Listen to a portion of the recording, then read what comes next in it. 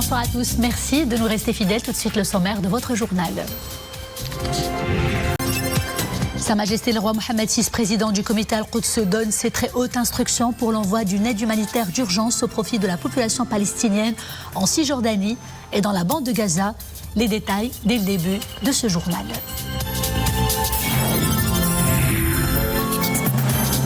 Il a été fermé pour rénovation pendant 6 mois. Il est désormais ouvert au public. Le café mort des Oudayas s'est refait une beauté sans pour autant perdre de son cachet historique et authentique. Nous vous ferons découvrir cela avec un reportage sur place. À découvrir ou à redécouvrir un habit traditionnel considéré comme un must-have dans nos provinces du Sud, la mlehfa qui défie le temps et qui attire des femmes de la région qui la portent fièrement. Il y en a pour tous les goûts, les styles et les âges.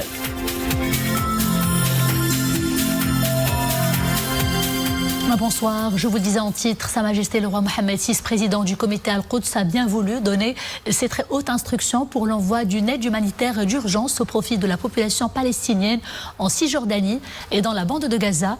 C'est ce qu'indique un communiqué du ministère des Affaires étrangères, de la coopération africaine et des Marocains résidant à l'étranger. Les détails tout de suite en compagnie de Mohamed Aïtchkar. C'est sur très hautes instructions de Sa Majesté le roi Mohammed VI, président du comité Al-Quds, qu'une aide d'urgence est envoyée au profit de la population palestinienne en Cisjordanie dans la bande de Gaza. Une aide constituée de 40 tonnes de produits alimentaires de première nécessité, mais aussi de médicaments, de soins d'urgence et de couverture.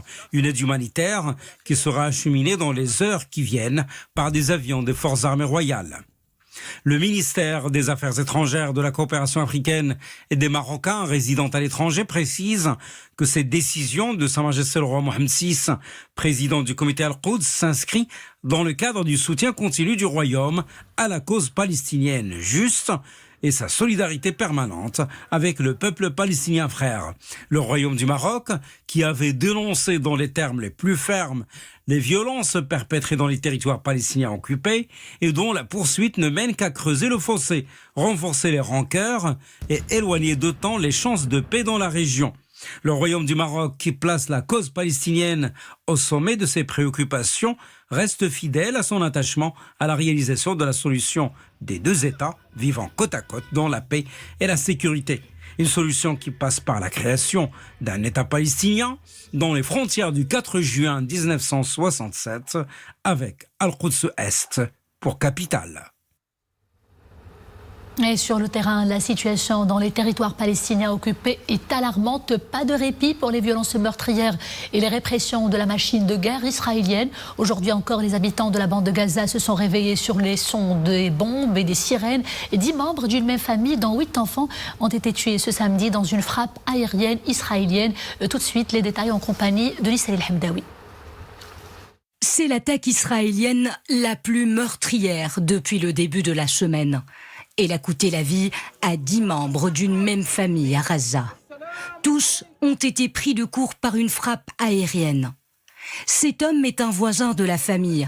Le cœur serré, il constate l'ampleur du drame. Dans cette maison qui a été détruite vivaient 10 membres d'une même famille, dont 8 enfants. Leur âge variait entre 1 an et 8 ou 9 ans. Clairement, c'est un assassinat systématique et programmé. Le dernier bilan des autorités palestiniennes indiquait la mort de 139 personnes, dont 39 enfants, dans les bombardements israéliens sur la bande de Gaza depuis lundi. Toujours dans la même ville, cet immeuble de 13 étages qui compte certains bureaux de journalistes risque d'être touché par une frappe israélienne. Ses occupants ont été sommés d'évacuer les lieux. Des journalistes sont à 2 doigts de perdre leur matériel. Avec le propriétaire de la tour, il négocie avec un officier israélien du renseignement au bout du fil une éventuelle possibilité de pénétrer dans leur bureau pour un petit laps de temps. Nous avons besoin de 10 minutes. Comme vous le constatez, je suis entouré de journalistes. Ce ne sont pas des personnes qui veulent récupérer des armes. Nous sommes une équipe de l'agence Associated Press. Dans cet immeuble, nous avons laissé tout notre matériel, y compris une caméra et nos machines de montage. Vous nous donnez un quart d'heure pour récupérer le tout. Comme prévu, la tour abritant les locaux d'une agence de presse américaine et d'une chaîne de télévision arabe a été pulvérisée par plusieurs missiles sous les yeux des journalistes. La riposte palestinienne sur le terrain des affrontements se fait à coups de pluie de roquettes tirées depuis la bande de Gaza. Et pendant que la situation sur le terrain ne cesse justement de se dégrader, l'Égypte décide d'ouvrir sa frontière terrestre avec Gaza et envoie 10 ambulances dans l'enclave palestinienne pour évacuer et traiter dans ses hôpitaux des Palestiniens blessés suite au bombardement israélien. Le Caire ouvre donc exceptionnellement le passage de Rafah. Ce terminal est pour rappel le seul point d'ouverture de la bande de Gaza sur le monde qui ne soit pas contrôlé par Israël. Israël qui impose un blocus terre, mer et air sur l'enclave palestinienne depuis déjà plus d'une décennie. Retour à l'actualité nationale, la campagne vaccinale se poursuit dans les 4 coins du royaume. Le nombre des personnes ayant reçu la première dose du vaccin atteint 6 171 437. Le nombre de celles qui ont été complètement vaccinées s'élève à 4 500 638 personnes. Et pendant ces dernières 24 heures, 112 nouveaux cas d'infection au Covid-19 et 280 nouvelles guérisons ont été confirmées. Nous déplorons malheureusement 6 nouveaux décès. Les cas actifs sont au nombre de 2835. Ceux sévères ou critiques ont atteint 211. 13 patients sont intubés. C'est fait depuis ce samedi 15 mai. Le mythique café mort des Oudaya est à nouveau ouvert au public, à ses visiteurs battés, mais aussi pour les potentiels visiteurs qui viennent des 4 coins du royaume pour visiter la capitale. C'est l'une des incontournables escales de la capitale. 6 mois de rénovation ont été nécessaires. Je vous propose tout de suite de voir ce reportage réalisé cette matinée par Abdrahim Filoul, Youssef Mziani et Dominique Orlando pour le commentaire. Ô combien mythique, le café des Oudaya, situé face à l'Atlantique et à l'embouchure du Bourg-et-Greg. Mythique est-il en premier lieu pour les habitants de la capitale eux-mêmes qui se réjouissent de le retrouver quasi à neuf, après plus de 6 mois de rénovation précise et minutieuse. Personnellement, c'est un lieu où j'ai vécu pendant de longues années. C'est là où j'ai vu les cigognes courir devant nous quand nous venions pour passer des moments agréables, déguster un thé à la menthe, manger des cornes de gazelle, des riba, rbatia et d'autres souvenirs qui sont restés dans la mémoire, qui ne vont pas s'effacer facilement.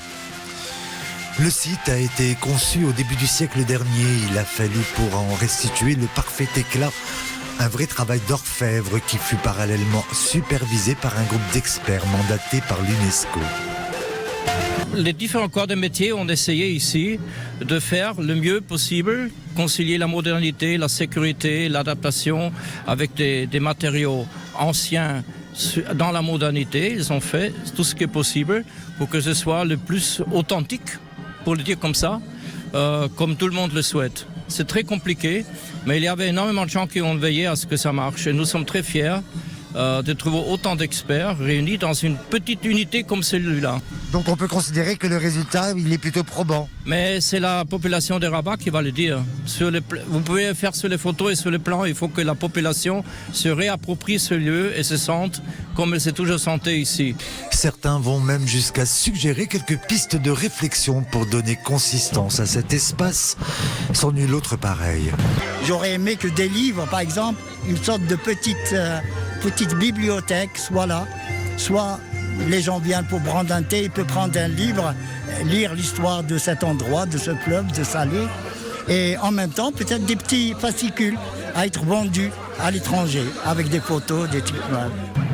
Résultat, la magie toujours opère. Il suffit seulement pour cela de s'installer autour d'une table et de laisser libre cours au sentiment de bien-être inhérent à l'espace.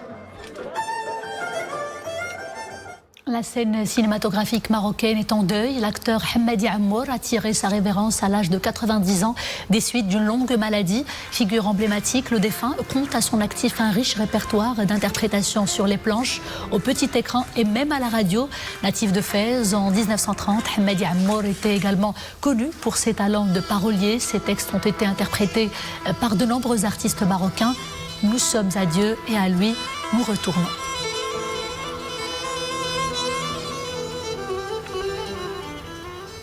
Et la SNRT déplore pour sa part le décès de la journaliste Soumaïa Saadallah des suites d'une maladie.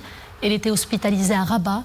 La défunte, qui était âgée de 49 ans, exerçait au niveau du desk anglophone de la rédaction internationale de la Radio Nationale relevant de la SNRT. Nos sincères condoléances à sa petite famille et à sa famille professionnelle.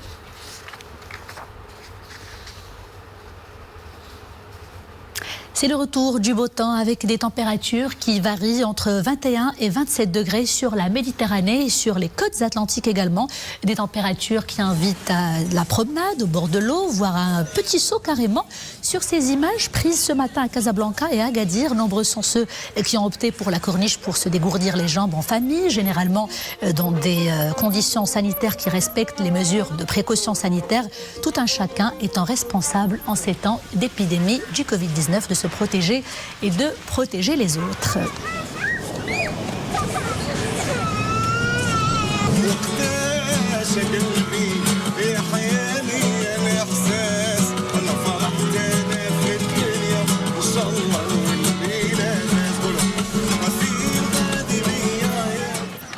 Des images qui respirent la joie et l'espoir. Direction à présent la planète rouge où la Chine a réussi l'atterrissage avec succès de son petit robot téléguidé Zhurong. Le robot a atterri aujourd'hui même dans une vaste plaine,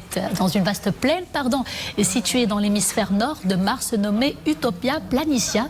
Une première pour le pays asiatique. C'est en juillet 2020 que la Chine avait lancé depuis la Terre sa mission inhabitée Tianwen 1 du nom de la sonde envoyée dans l'espace.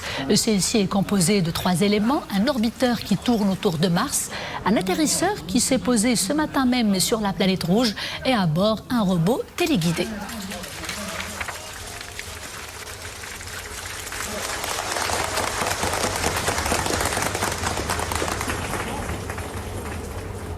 Les arts plastiques, une fenêtre enchanteresse sur un univers haut en couleurs. Ce soir, nous vous proposons de découvrir l'exposition collective qui se poursuit à la galerie de la fondation d'un établissement bancaire à Rabat. L'exposition donne à voir des œuvres signées par 3 femmes d'une sensibilité artistique différente et puis qui appartiennent à différentes générations. Regardons tout de suite ce reportage signé Reda Fedjah, Dominique Orlando.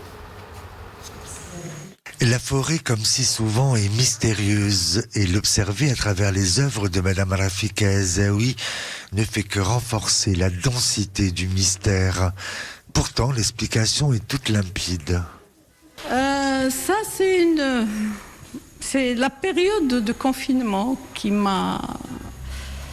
comme on ne pouvait pas sortir, on ne pouvait pas se balader, on ne pouvait pas marcher dans la forêt, et donc je me suis imaginé la forêt chez moi.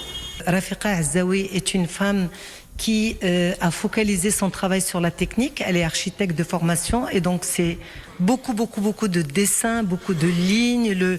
Le point est important, les plans sont importants. Quand on passe à Fatem Zahra Marjani, elle est également architecte, mais elle a toute son attention à la porter sur le concept et elle nous a donné à voir des talismans. Elle a pris plusieurs objets de la nature et elle en a fait des talismans parce que les talismans sont des protèges et donc la femme utilise le talisman pour se protéger. Et quant à Zineb Benani Smeres, c'est la couleur, c'est ce qui est important. Elle est dans le rationnel et dans l'irrationnel, elle est dans l'émotion, elle est dans le lâcher prise, elle est dans la couleur, elle est dans la touche, elle est dans l'exaltation, elle est dans la passion. Et c'est vraiment son cœur qui parle.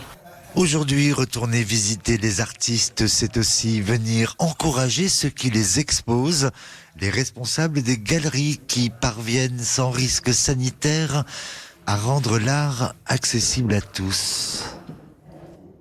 Une exposition qui vaut le détour et qui se poursuit à Rabat pendant toute la saison estivale. Direction à présent nos provinces du Sud et plus précisément Dakhla, où à chaque coin de rue vous croiserez à coup sûr des femmes en mlehfa, un habit traditionnel que presque toutes les femmes portent et elles sont toutes fières de le porter d'ailleurs, un habit qui défie le temps et qui accompagne les divers changements de mode de vie que connaît la région. Boukar Dlimi, Mohamed Iddas et Oumem Arabi pour le commentaire. Sur ces étals, des centaines de mètres de tissu à mlehfa. Un panel de choix aussi riche que diversifié. Du fleuri au coloré en passant par le trait Intayendai, tous les goûts sont servis. Nous sommes dans l'une des multiples boutiques de vente de mlehfa, un habit traditionnel de nos provinces sud que ce marchand nous expose avec fierté. Chez nous à Dakhla, la mlehfa est l'habit traditionnel par excellence des femmes. Il y en a pour tous les goûts, tous les styles et tous les âges. En plus d'être pratique, cet habit est très confortable. Côté tissu, on retrouve des nobles et des moins nobles. Le sari, par exemple, généralement porté par les femmes lors des grandes occasions. Des mlehfa qui sont loin d'être toutes identiques. Il y a celles que les femmes mettent chez elles et celles qu'elles gardent jalousement pour les grandes occasions. La première chose qui capte le regard des visiteurs, c'est le large choix des mlehfa dans toutes les provinces sud. Toutes les femmes et les filles la portent, d'où la diversité. Vous savez, les goûts d'une jeune sahraoui ne sont certainement pas les mêmes chez une dame d'un certain âge. Un intemporel, cela fait des siècles que les Marocaines du sud du royaume se drapent dans cet habit. Un tissu de 4 mètres de long qui protège à la fois du froid et de la canicule.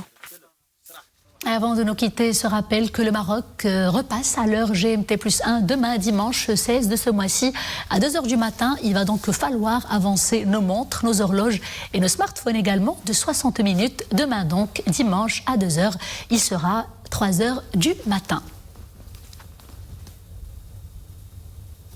N'oubliez pas le changement nécessaire. C'est ainsi que s'achève ce journal. Merci d'avoir été des nôtres. Je vous dis à très bientôt, toujours avec grand plaisir. D'ici là, portez-vous bien.